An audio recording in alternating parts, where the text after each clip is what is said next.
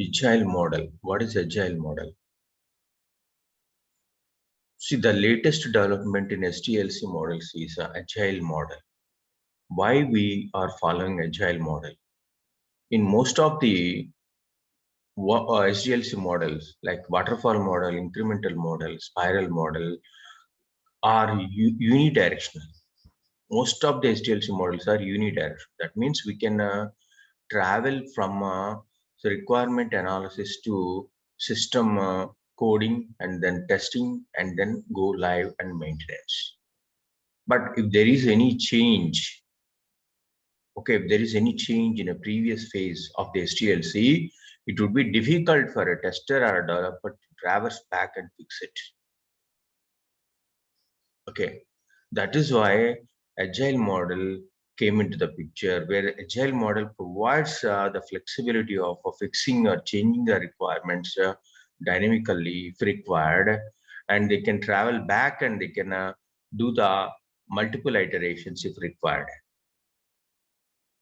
Okay, we follow spiral model only in agile model also, but we do multiple iterations of spiral model.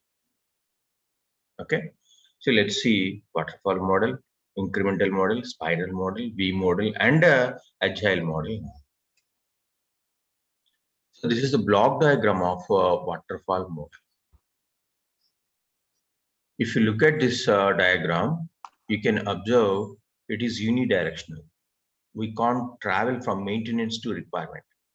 We can travel from requirement analysis to system domain, system design, then we implement the application, and then we do testing, then we deploy the application to the server, and then finally application goes to maintenance phase.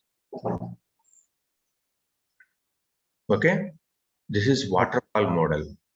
So this is unidirectional. This is one of the advantage. Just give me 1 more minute. I will give you a brief introduction about one more candidate actually. He's also fresher.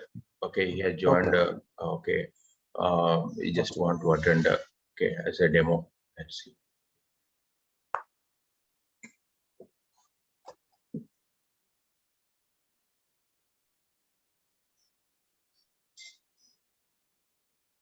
Hi, Naif. Just give me 2 minutes, Srinivas. Okay. Hi, Naif. Am I audible, Naif?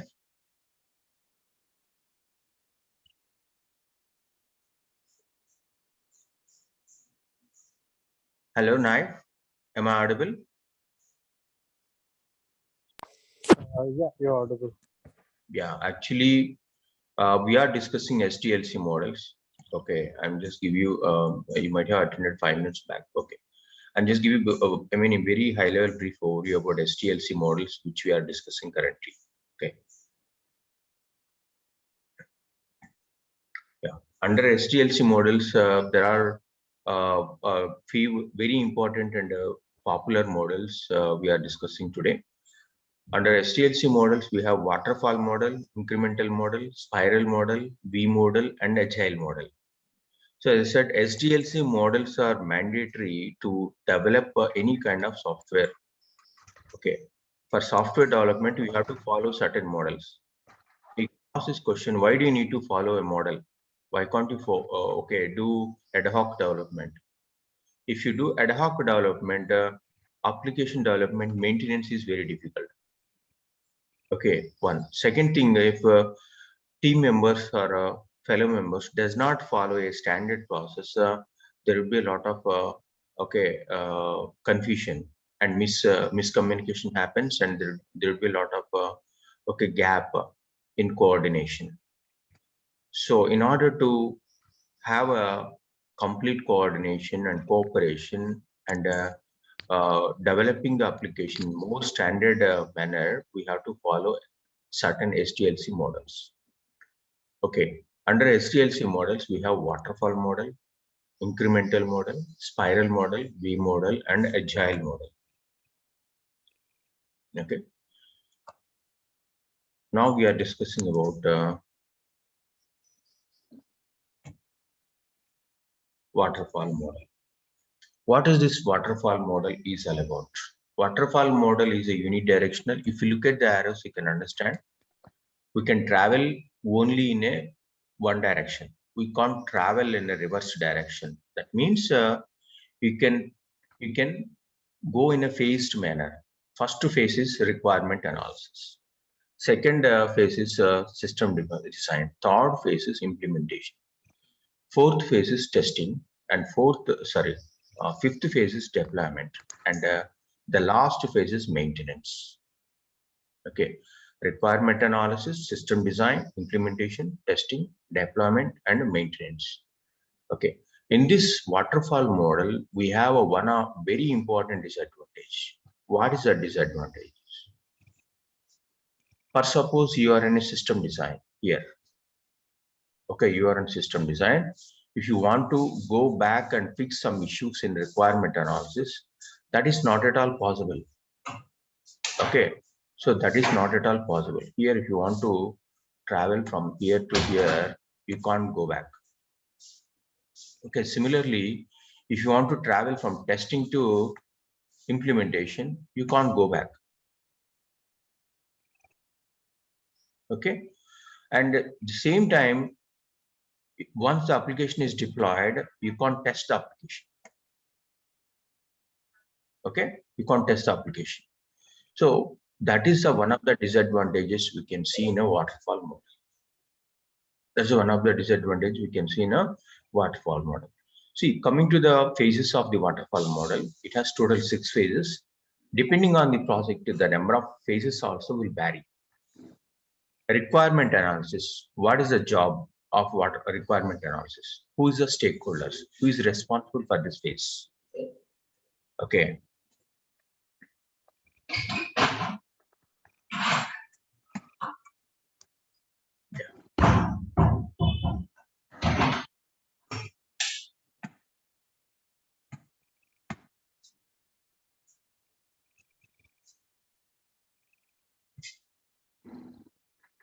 Okay. Yeah. Requirement analysis. Who is responsible for requirement analysis? Okay. See, all stakeholders who involved at the managerial level, including project managers and project leads, test managers, and client engaging managers. And client engaging manager means you can see in this kind of designation in a Cognizant or Infosys or all CMM level 5 companies. You can see client engaging managers. Who are these client engaging managers? They usually between the client and the vendor. So suppose you are working for some TCS. TCS is a vendor, and the client is a BOFA. BOFA means Bank of America. Okay, Bank of America, they cannot interact directly with the Infosys. There is a interface. The person who is the engagement manager involves in all the meetings of the client. Okay, so who is responsible for requirement analysis and gathering? Requirement gathering is the sole responsibility. Okay, on a client. Basically, he has to gather the requirement and provide the requirements to the vendor, because as a vendor, we don't know the requirement.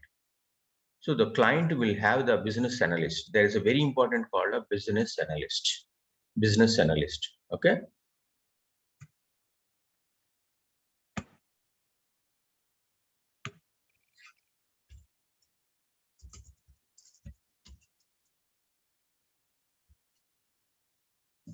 What is his role? His role is basically prepare requirements. He prepare basically requirements. Okay. Then the second important person is actually client engagement manager. Engagement manager. Okay. And he engaged the client with the IT vendor and coming to the project manager. So he is the point of spoke to the particular project. So he know in and out about the project. He prepare schedules, and a project plan. He's responsible for a scheduling and project plan, and a test manager. If it is a very big project, suppose we have multiple LOBs. Okay, each LOB contains a different application. These applications can be automated. If this is the requirement, sometime the project have test manager role also. He is responsible for testing activities of the project. Okay, so he is responsible for testing activities of the project. And then finally, test lead. So he is actually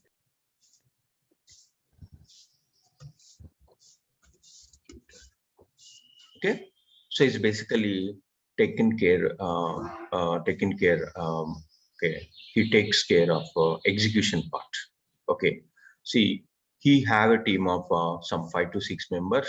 He will allocate the task to the team members, and he will supervise and track the testing activities. Okay, in requirement analysis and gathering phase, as a tester, as a test manager, a test lead, our responsibility is we have to analyze the requirement. We don't involve in requirement gathering. We involve in a requirement analysis, requirement gathering. Involved by testing. Okay.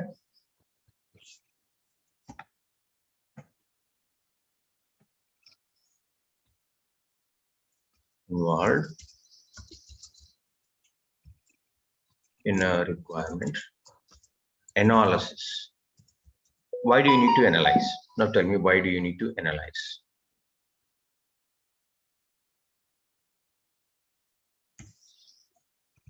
Why do you need to analyze? Why can't you involve in requirement gathering? Why can't you, okay, why we are only involving in a requirement analysis?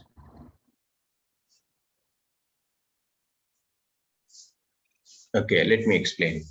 See, the end ultimate validation happens at the client level. That means the client should have a clear-cut idea about what he is looking for. He should know what is the requirement. He should know the functionality of the application.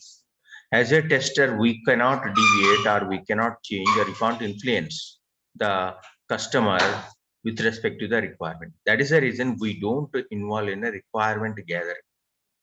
But who involves? Project manager and test manager and all the stakeholders of the client as well as the vendor involves in the requirement gathering. Okay, as a test lead or a test member, especially as you guys are very fresh to testing, you never involved in a requirement gathering and analysis phase. Only the managerial people involved in a requirement analysis and gathering. So as a requirement, what exactly we do under requirement analysis? We analyze the requirement and understand the requirement. Okay, I'll give one best example. There are two team members. One is an automation guy, another one is a manual person, manual testing person. Who knows the functionality very well?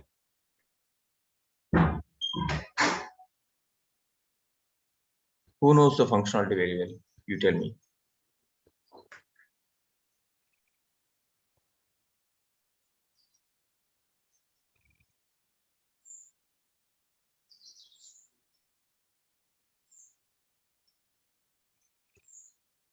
Does the manual tester knows very well, or a automation tester knows application very well? Manual tester? Yes, of course. Okay, why? Because manual tester should know the application functionality, then only he can test the application. But automation tester simply takes the inputs from the manual tester. He will design the test scripts and hand over the test script to the manual tester. So manual tester know, okay, more about the application than an automation tester. That is the reason once the people joined as a manual tester, they also become a business analyst. Okay, so the business analyst job is preparing a requirements. How he can prepare a requirement? He first of all know the application in and out. Then only he can prepare a requirements. So most of the people goes to on-site, right, from India to any abroad countries. Basically, who are these people? They are actually business analysts.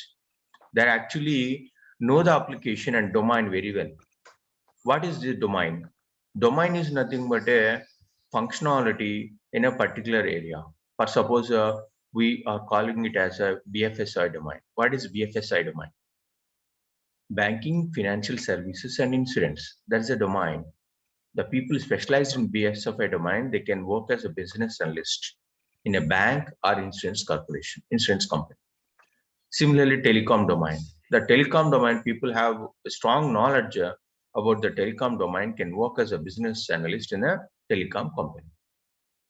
Okay, so in the first phase, requirement gathering and analysis phase, ideally we gather the requirement, analyze the requirement, and then go to system design. System design. What is a system design? What is system design? Design means what? See, suppose you want to construct a house. What is required to start constructing your house actually? What is the prerequisite?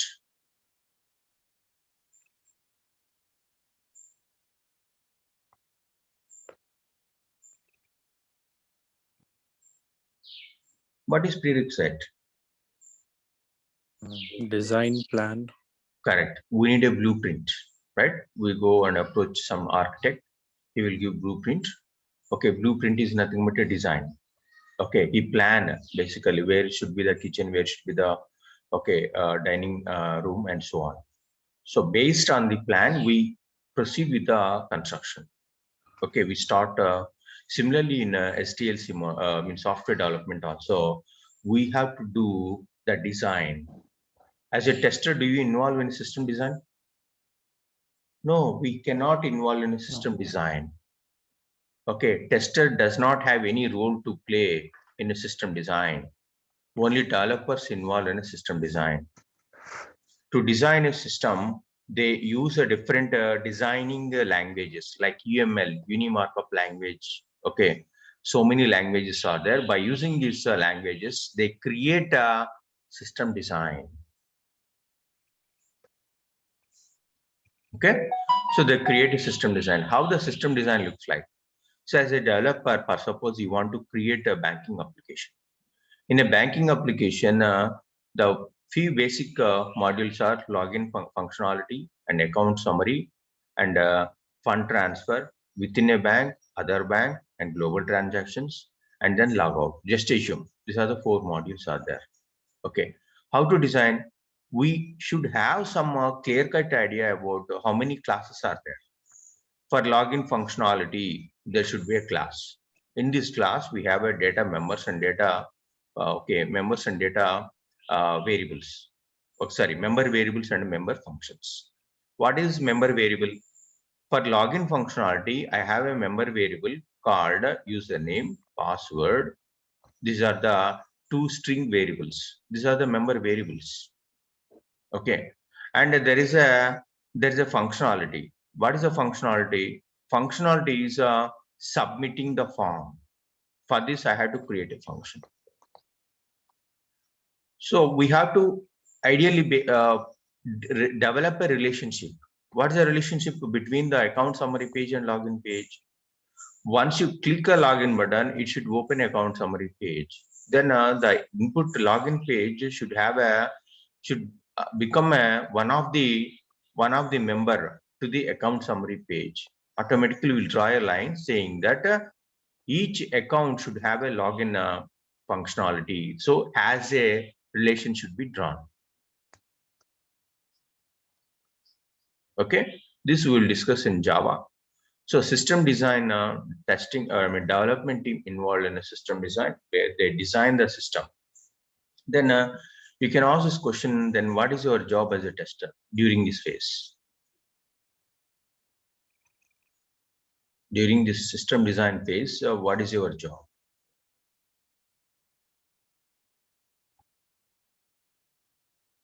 Are you going to be ideal during system design and implementation?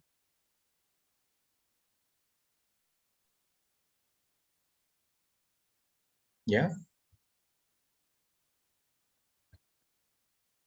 Okay, let me explain.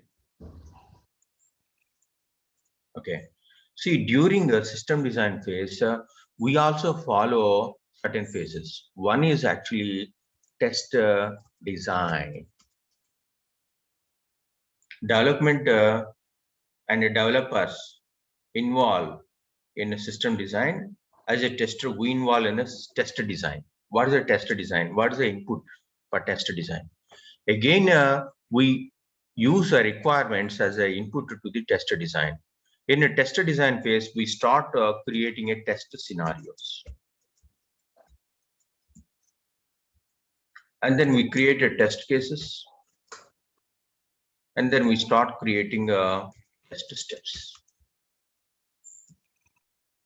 Okay? Yes, perfect. Okay. Yeah. During test design, as a tester, you need to derive a test scenarios, and you need to derive test cases, and we need to derive test steps. And what are the other activities happens during test design phase? Okay, see, we do get a KT from a vendor, sorry, client. So what is KT? Knowledge Method. Yeah, tell me.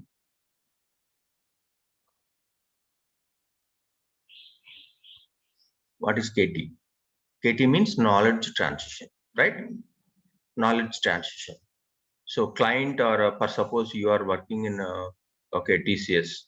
Okay, we are going to get the project from BOFA, but this project is already handled by Wipro.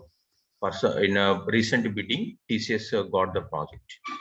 So the TCS team supposed to get the KT from Wipro, and vice versa. If Wipro got a project from BOFA, and currently the vendor is TCS, the TCS has to provide KT to Wipro. For suppose it's a very fresh project, then client directly involved in a KT.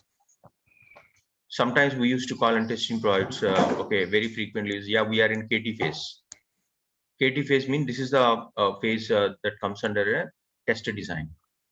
KT phase means transition phase. Okay, we do take a lot of KT from a client. Client provides about the functionality of the application. After getting the KT, what you have to do? You have to provide a reverse KT.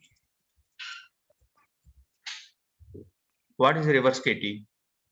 After learning the functionality of the application, you have to provide a KT to your team members in the presence of your lead. Lead will supervise whether you have you understood the application properly or not. Okay, have you understand the application properly or not? He will supervise, and you have to provide KT to your team members. That is called a reverse KT. After KT and reverse KT phases are over, as a tester, you have to derive a test scenarios. Clear? This is very, very important. Okay, see, even people, okay, it's very strong at automation and other technologies, they fail to answer these questions in interview. Okay, because these are terminologies. If you don't know the terminology, they will catch you. You are not a experienced guy. So try to understand. If you have any questions, you can stop me. You can ask your questions. First one is test scenarios, test cases, and the test steps. We derive test steps from test cases, and test cases being derived from test scenarios. Test steps, test cases, and test scenarios. So what is test scenario? Test scenario is a very high level test case. The high level test case contains only the few sections, like for suppose login functionalities. To test login functionality, how many scenarios would be there? We have to divide the test scenarios into positive scenario and negative scenario. Positive scenario, we enter username and password with correct credentials and then submit button. That is the correct positive scenario. What's the negative scenario? We enter incorrect username and enter correct password, click submit. And there is another negative scenario where we enter correct username and incorrect password, click submit button and check whether the system is throwing appropriate client side message or not. So these are the various test scenarios. Based on the test scenarios, what you have to do, you have to write the test case. Very, very important job as a tester is you have to write the test cases. And then you have to write a test steps. Okay. So this is a test design phase. So what are the other activities we have? We have a review of test cases, rework of the test case, review and rework. Okay, finally, sign off. Okay, so during this system design and implementation, we follow the system design activities. Then coming to testing, we do testing and then deployment. Deployment, what's the deployment here? I will explain testing phase later in elaborated manner. And coming to deployment, what is the deployment phase? For each and every release as a developer, you have to deploy the jar files or var files or all executable files on the server. Okay, so this deployment happens from release to release. It will vary. Sometimes it might be a minor deployment or major deployment or patch deployment. Okay, so they deploy the application into the live server. Then finally the application goes to maintenance. What is another disadvantage of our in a waterfall model? One of the very important disadvantages of waterfall model is you have to wait as a tester. You have to wait till the developer has completely developed the application. Entire application has to be developed and all the functionalities supposed to be up and running. All the system configurations are done, and the majority of the application development is completed by the development team. Then only you will get a build for testing. Till the whole development of the application, testing team should be ideal. That's one of the disadvantage with the waterfall. Deployment also cannot deploy until the testing and development is over. The deployment team has to wait, or configuration team has to wait. We also call from vendor to vendor, these technologies are different. In TCS, we call as environment team. They set up environment. Okay. In other companies, we call as a configuration team. They do configurations. Okay. Some of the vendors they called as a deployment team. Okay. From a vendor to vendor, the names are different, but the basic job is they deploy the executable files on the server, live server. That finally goes to the maintenance. Is it clear?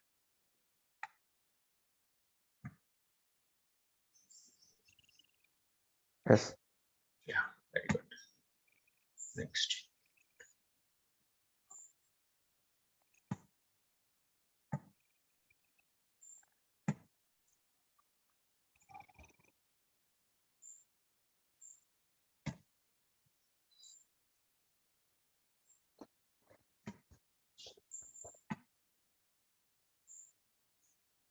Oh,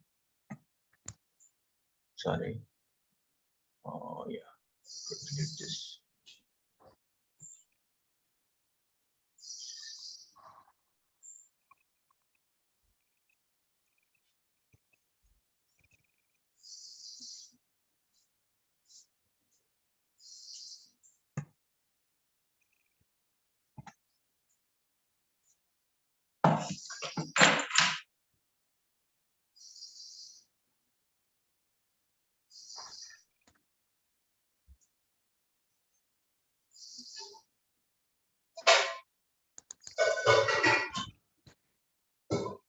Who is somebody has joined? I don't know.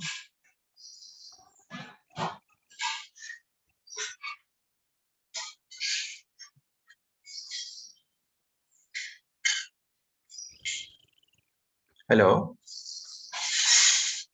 Who is this? Just give me 2 minutes. I have other student also. I think maybe.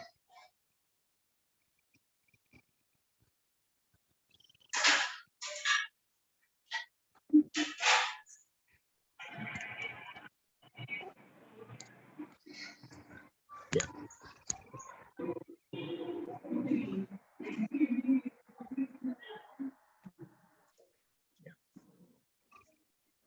Now, the next model, very important model, is incremental and iterative model. Okay. So please go on mute. Please go on mute.